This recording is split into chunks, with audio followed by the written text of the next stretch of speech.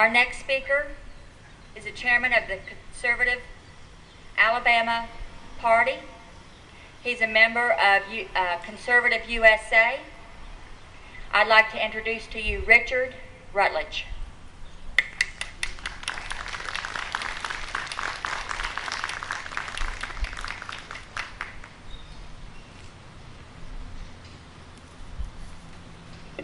How you guys doing out there?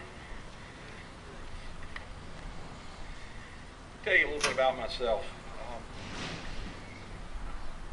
I'm originally I was born in New Orleans, Louisiana. I was raised in Birmingham, Alabama, and had moved away from Birmingham back after my father passed away in '71. My wife and I moved back to Birmingham. I'd never really been superficially active politically, but never really plugged in until I moved back into the neighborhood that I grew up in, Birmingham, and began to look around me and notice that nothing seemed to be working and no one seemed to be representing us. Wound up in a low-level city position for quite some time, and in 2006, the census, we were cut over in my neighborhood into all democratically controlled districts in the state house, the U.S. congressional district in the state, and the U.S. Senate. And then in the next election cycle in 2002, not a single Republican ran for one of those seats. There was no one there to vote for that had my values. So in 2006, I qualified as a Republican to run for Alabama State House of Representatives, District 58. Was unopposed in the primary, became the Republican nominee. Ran that year on Judge Moore's platform, signed the pledge with Judge Moore, and was one of a dozen or so that stood with Judge Moore and ran on the Return Alabama to the People platform. I was in for the shock of my life. I watched the Republican machinery support my Democratic opponent because I wasn't in the back pocket of the right groups. I began to question something very profoundly, and I began to ask the simple question: who is representing us? And I kept coming to the conclusion that no one was. After the election cycle was over, I was a member of the Jefferson County Republican Executive Committee, was also a member of the Alabama State Republican Executive Committee.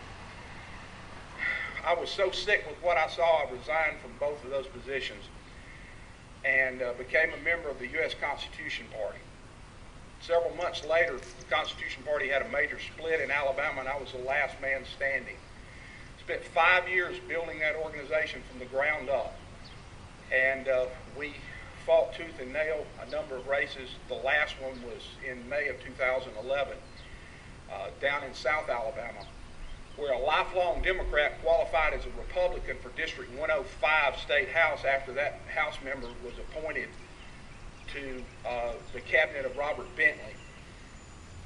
We watched the Republican Party fight us tooth and nail to keep a conservative out of that office. Again, was angered by what I saw. For 136 years, Alabama was a one-party state. Until 1995, Alabama was a very open state for ballot access. After 1995, we have gotten progressively more restrictive until today. Out of 50 states in the United States of America, Alabama is rated as the worst state to attempt to get a candidate qualified on the ballot in. Now, there's something profoundly wrong when you have to produce 44,800 confirmed signatures for every statewide candidate that's not a Republican or Democrat to be allowed access to the ballot in the state of Alabama. 2006, when I ran for the legislature, 51.43% of the Alabama voters did not have an opponent in their legislative seats to vote for in the general election. If it was a democratically controlled seat, there was a Democrat in the general election, no Republican. If it was a Republican controlled seat, there was a Republican in the general election, but no Democrat.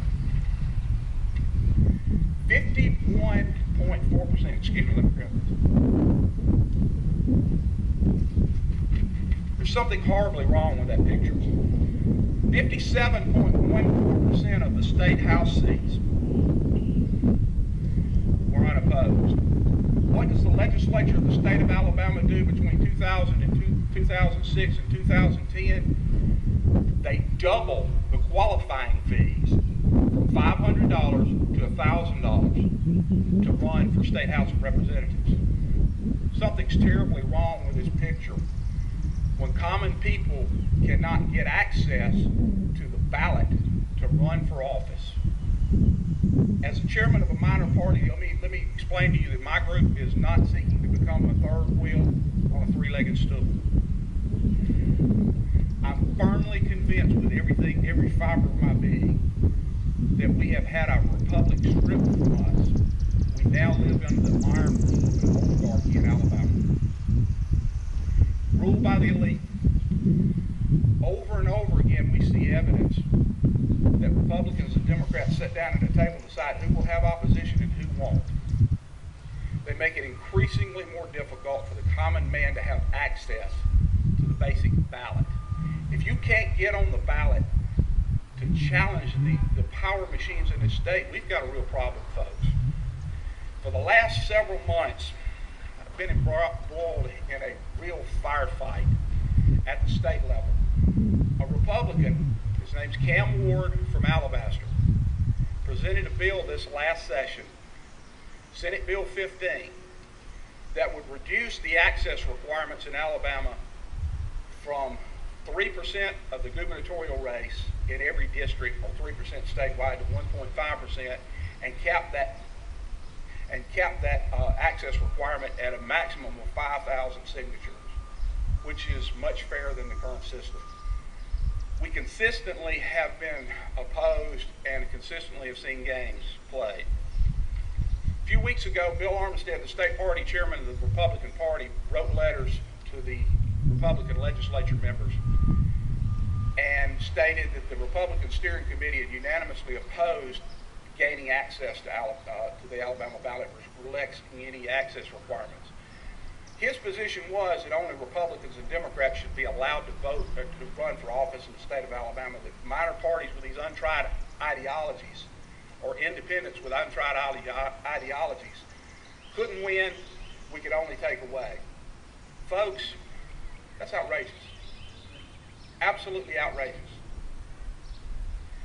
What I stand before you today to talk to you about is the fact that our founding fathers, when they set this republic up after the Revolutionary War, several of our founding fathers consistently warned us about the dangers of what they called the spirit of party or factions. Quote from Jefferson: "The issue today is the same as it's been throughout history. Whether man shall be allowed to rule himself, or shall he be governed by a smaller league." Folks, I'm talking to the Tea Party group, and I'm hoping I've got folks that have the same passion than I do. I don't care what you call yourself as far as your political brand. I don't care what color you are. I don't care how much money you have or how much money you don't have. What I want to see are folks that have a like mindset, that are fighting to see this republic restored to what our founding fathers left us. We have a machine that's fighting us with everything that's within it because they want to keep us out of government. They want to silence our voice. The question is will we let them? We went through the process of several months of lobbying. I've been down in Montgomery 5 times, I guess, in the last 3 weeks. Last Wednesday night, our bill died on the floor of the House after passing the Senate, after the letter that Armstead wrote was picked up by the Gas and Times and Birmingham News. I was allowed to write a rebuttal in the Birmingham News and following Thursday and passed the Senate 26-5. Went to the House, but was promptly blocked by the Secretary of State's office and the Probate Judges Association. It cost us a week. By the time we got it through the House, we had one legislative day left, and it died on the floor on Wednesday. On Thursday morning, there was another bill that was dropped into the special session. A bill that will lock Alabama down as a strict party registration state, requiring you to register as a Republican or Democrat. You have to be registered 90 days out from an election if you're going to be allowed to vote in the primary this bill passes. Thursday night, I got several calls from folks saying that our ballot access bill had been pulled into the special Senate. Senate Bill 15 was in the special session. No, it wasn't. Senate Bill 15, from Wednesday night when it died to Thursday night when this one resurrected, suddenly became a bill that was not going to give you free access to be able to run for office, a fair chance for the little man to achieve a goal of having at least a fair shake to get into an election in the state of Alabama. It became a bill that would lock us into a system of utter fascism and party registration that requires you to register as a Republican or Democrat, and you cannot change. You have to actually be registered as one of the two in order to be able to cast a ballot in the primary. Now, this is in a state where 50% consistently of our legislative seats are decided in the primary. 40% of folks in this country consider themselves independent. 40% today, which means that 60% consider themselves partisan, Republicans or Democrats. You split that in half, 30% are Democrats, 30% are Republicans. So 30% potentially of the electorate would decide over 50% of the legislative districts. They have been deciding over 50% of the legislative district races in this state. Something horribly wrong with that decision, with that picture.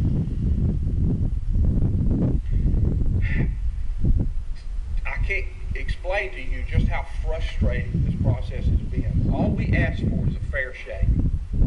If you run as a Republican candidate for President of the United States in the state of Alabama, Republican or Democrat, they require you to get 500 signatures statewide in order to prove enough basic support to qualify to be on the ballot as a Republican or Democrat in the state for president. If you run as an independent candidate for president in the state of Alabama, that jumps to 5,000 signatures. That deadline is at the end of August, the 1st of September. But if you choose to run for any statewide office as an independent, or you choose to run as a third-party presidential candidate, that now jumps to 44,800 confirmed signatures to be able to qualify. And that deadline is the primary date, which was moved up 2 months. I'll give you another little whammy on that. In Alabama, if you're a candidate for a state seat of any type, legislative seat in particular, I'm fairly certain it's all the rest, but I know it's legislative seats, you are not allowed to raise 1 cent of funding as long as the legislature's in session. If you run for a statewide seat in Alabama and you use paid petitioners, you're going to be required to produce a minimum of 60,000 signatures to have a fighting chance to get on the ballot in this state. If you run paid petitioners, it's $2 a signature. Do the math, folks. $120,000 is what it would cost an independent or a minor party candidate to qualify in this state. It's unconstitutional. It's unconscionable. Next Thursday, I'm going to stand before the 11th Court of Civil Appeals with a number of minor party chairmen in this state. We filed a federal lawsuit against the state of Alabama on constitutional grounds. I'm asking for help and for support in this matter. What we're asking for is only a fair and level playing field. What we wanted was to cap the signatures at 5,000, which is 10 times the number that Republicans and Democrats require for a presidential candidate. We also wanted our deadline to be the certification date, which is the date that Republicans and Democrats have after the primary to certify their candidate and place their candidates on the ballot. All we're asking for is a fair and level playing field. What we got was a slap in the face from the bosses of both political parties, telling us we don't belong, telling us we shouldn't be in the arena. Is that constitutional? Is that comforting for you? For the folks that will fight tooth and nail? My group endorsed nationally Rick Santorum for president. The Alabama group is backing Roy Moore. Again, we don't care what your party brand is, what color you are. All we care about is do you align with us philosophically.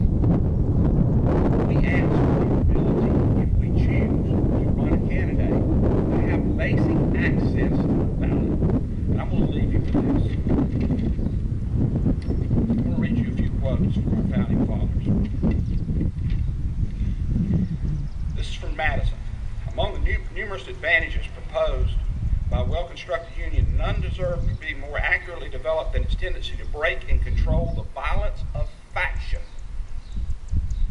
The friend of popular government never finds himself so much alarmed for their character and fate as when he contemplates the propensity to this dangerous vice. The instability, injustice, and confusion introduced into the public councils have in truth been the mortal disease which popular governments have everywhere perished.